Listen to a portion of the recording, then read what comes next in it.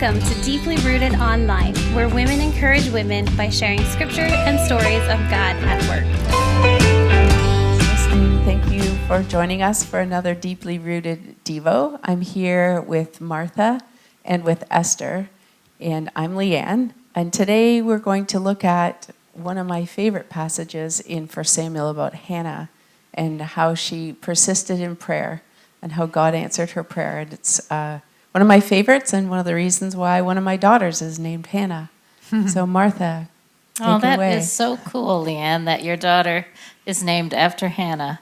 So I'm looking at 1 Samuel chapter 1, and I'm thinking when I read this story about being misunderstood and how that can actually be a form of suffering. Like sometimes it's just trivial. Maybe my husband misunderstood what I told him to go get at the grocery store or things like that. But sometimes when people misunderstand you, it can really hurt us. And I think it's a universal experience.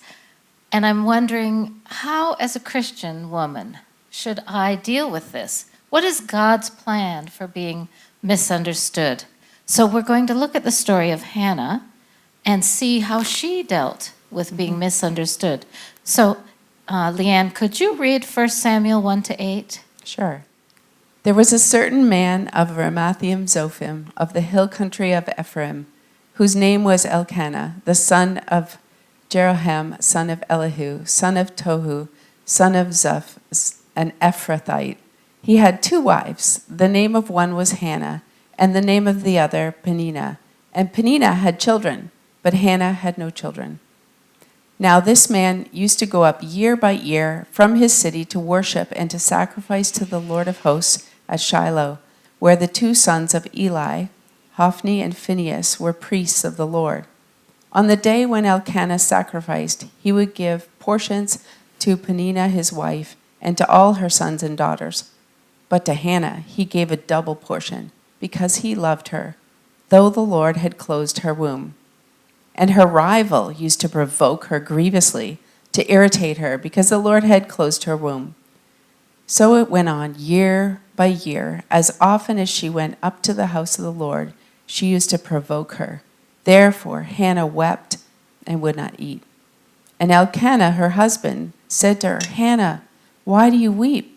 And why do you not eat? And why is your heart sad? Am I not more to you than 10 sons? Well, there we have the basics of Hannah's story.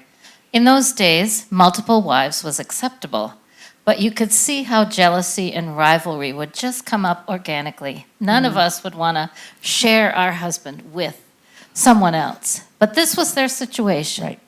And so I do think at home, Hannah probably had her own separate living quarters away from Peninnah. But it was when they went up to the Lord's house for the celebration and the sacrifice that Peninnah could get at her, and put the knife in. I have kids and you don't. Ha, ha, ha.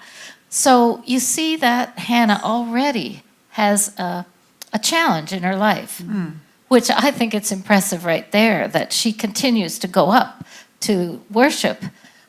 But that's not where I want to focus today. I really want to focus on the misunderstanding part. And I have to say, it makes me smile internally. I think we've all been misunderstood by our families.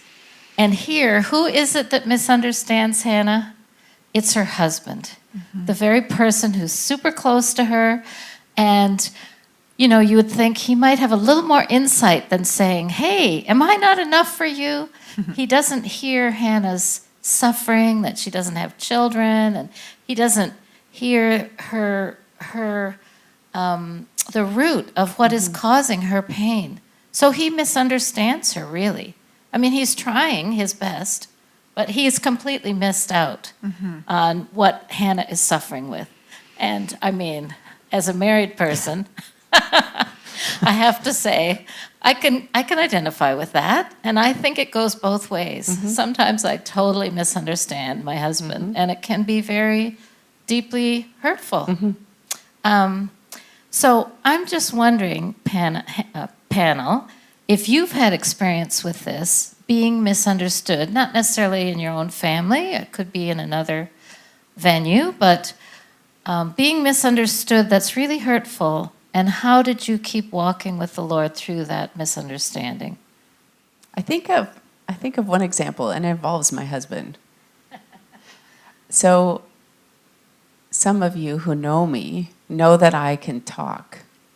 And sometimes when someone shares something with me, one of the things that I find I end up doing is sharing a story where God taught me something similar that I can use to maybe encourage you.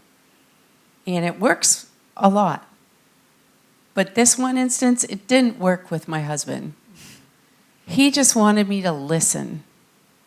And just listen. He didn't want me to share a story that fit with what he was struggling and going through. He just wanted me to listen. And so he had some words that were very strong words to me. It really took me aback. And I started to take them far too personally and started to just kind of, fine, then I just won't talk, which is the total wrong response. But I was misunderstood. He didn't understand what I was trying to convey, and I didn't understand what he was struggling with. And it took me a few days to just realize it's not about me. And I needed to understand him, and I needed to make more effort or ask better questions to understand what he was going through and trust God. And I think that's everyone's experience, whether it's a husband or brothers and sisters or anyone, close friends. It does work both ways, and we need to be able to stick with things and work it out. That's what I get from your story, is you stick with it. You don't give up and say, well, they don't perfectly understand everything in my head. I should just forget this person, you know. Right. Mm-hmm. Well, let's just move on a little bit. Here we have Hannah, obviously a follower of God. She comes up to this sacrifice celebration every year. Think of that. I do think of this. This is the sticking with it, not giving up on human relationships, because it's so easy to be self-centered and just say, forget that relationship. It's too hard. Hannah knows that when she goes up to the Lord, she knows Peninnah is going to get at her, and yet she still goes. She doesn't opt out. Mm-hmm. And I think that's a big thing. When you're misunderstood, we shouldn't opt out and say, well, forget this relationship. We need to keep honoring God, keep loving our friend, our husband, whoever it is, and remain faithful to God in our family. Now, there's a next portion of this story of Hannah, and I'm wondering, Esther, could you read 1 Samuel 1, 9 to 18? Sure. After they had eaten and drunk in Shiloh, Hannah rose. Now Eli the priest was sitting on the seat beside the doorpost of the temple of the Lord. She was deeply distressed and prayed to the Lord and wept bitterly. And she vowed a vow and said, O Lord of hosts, if you will indeed look on the affliction of your servant and remember me, and not forget your servant, but will give to your servant a son, then I will give him to the Lord all the days of his life, and no razor shall touch his head. As she continued praying before the Lord, Eli observed her mouth. Hannah was speaking in her heart, only her lips moved, and her voice was not heard. Therefore Eli took her to be a drunken woman. And Eli said to her, How long will you go on being drunk? Put your wine away from you. But Hannah answered, No, my Lord, I am a woman troubled in spirit. I have drunk neither wine nor strong drink, but I have been pouring out my soul before the Lord. Do not regard your servant as a worthless woman, for all along I have been speaking out of my great anxiety and vexation. Then Eli answered, Go in peace, and the God of Israel grant your petition that you have made to him. And she said, Let your servant find favor in your eyes. Then the woman went her way and ate, and her face was no longer sad. I love this story, and I just think here is another place. Here's a hurting woman being faithful, making that effort to keep going to the Lord's celebration. And then she turns to God in prayer. And the very person that you might think should have encouraged her and helped her in that, she thinks she's drunk. And she says, "What are you doing here? Stop this." And, if it was me, I would probably just have laid it on Eli and been mad and just went ballistic and said, "I'm here praying and you're supposed to be the one that's encouraging me." And how often it's true. Sometimes our expectations in our life groups or when we serve in the Lord's work or wherever we are, we might expect people to respond in a different way, and yet they misunderstand us. And I've had that in my work. I worked at a Christian school. I think everyone has it in their work situation. But then we have the layer that we're all Christians, right? And then there's more expectations, like, "You're a Christian, you should understand me better." And I think that's where we go wrong. I love Hannah's response. So if you're misunderstood, let's look at the lesson of Hannah. How does she respond? She doesn't lash out at Eli. She just explains herself. She just kind of, takes the angry air out of the room, the upset. She just says no, and she's very respectful about it. So even when I was dealing with even my employees who misunderstood me or my bosses who misunderstood me, if I could be calm and just say, "No, this isn't what I really was going for." And that's what Hannah does. And what it is human is when someone hurts us, we want to hurt them back. And what I love about Hannah, I think she stops the pain exchange. She doesn't try to hurt Penina. She doesn't try to hurt Eli. She just explains herself. And, I love that example. And I'd like to say, I can't be like that. That's not, it's difficult. And yet, we have the Spirit of God within us. So I don't have to rely on myself to be nice. I can ask God to help me to have self-control and patience. And the Holy Spirit will help me stop that pain exchange. Just like you, I would say practically, for me, I have learned to not talk. Until I've had a chance to think this over. Right? So that the words that come out of my mouth are thoughtful words. Right. And like you took a few days.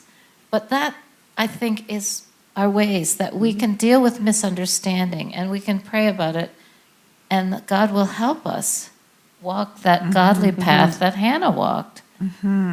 So I'm just wondering if you have any thoughts about that. I love exactly what you've said. I love that she had that humility of heart to just trust that God was hearing her and that Eli was misunderstanding her. And she was okay. She was okay with that. It said, that last bit that I read was that her face was no longer sad. Yeah. And I just thought God rewarded her. And I don't know if you're going to carry on with the next verses, but in time, God did remember her.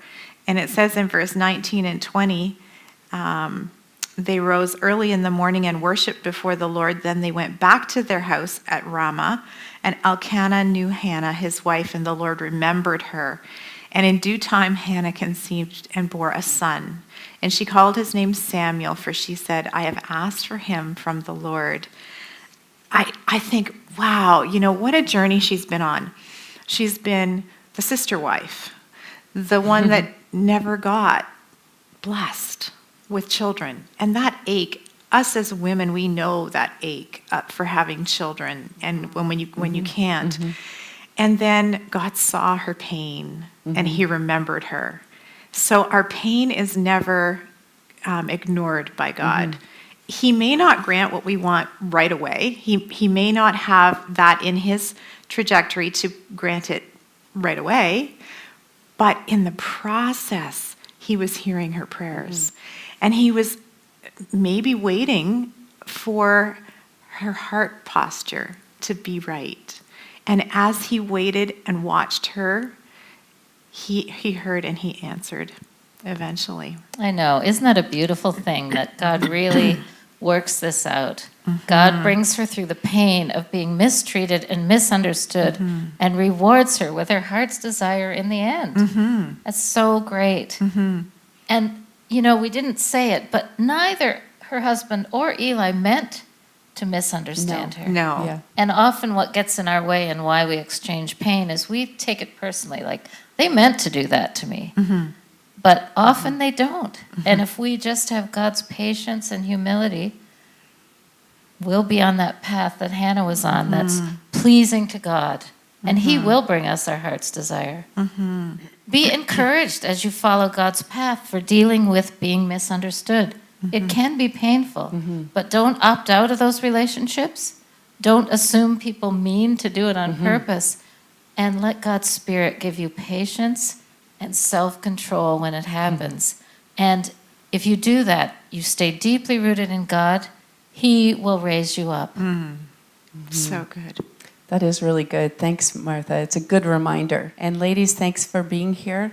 And we encourage you to stay in the Word and stay deeply rooted Thanks in for Christ. joining us at Deeply Rooted today. If God has been speaking to you and you want to connect with someone for prayer, email us at deeplyrooted@myharvestchurch.ca. Be sure to subscribe to this channel to receive notifications when new content is released. And finally, let's stay connected with one another and deeply rooted in Christ.